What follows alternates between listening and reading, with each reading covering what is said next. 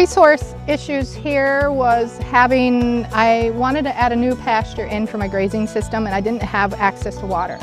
I had a water spring development that was paid for by EQIP, and the water was just going off into the woods, and the goal was to capture that overflow from that trough over there and help it feed another trough before then it went back into the woods. And ACAP helped fund the capture of the water from the other spring, but there was also a really wet, mucky spring over here, and they developed that one and put it in. So if you look at this trough, I actually have two inlets, and one of them is coming from the overflow and the other one is from the spring development. It's nice that I have two water sources that feed a tank.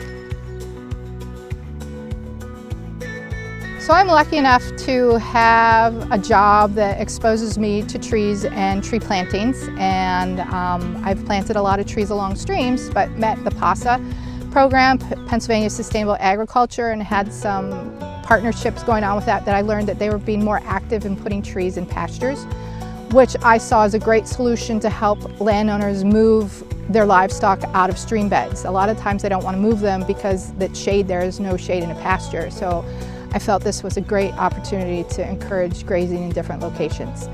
And so I took the leap. I was able to get some locust trees through the K-10 program and some of the tree shelters, and I planted trees along my rotational grazing divide and have them growing. This is 3 years old, 3 years planted.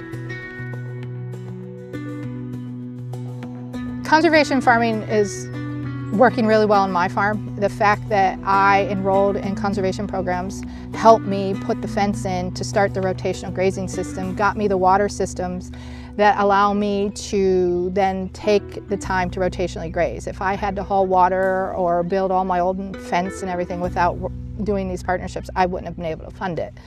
The other thing is now I have set aside area for wildlife that I wouldn't have been able to put in myself as quickly. Maybe I could have done little pieces at a time, but I got 20 acres of CREP enrolled about 18 years ago, and it's been wonderful.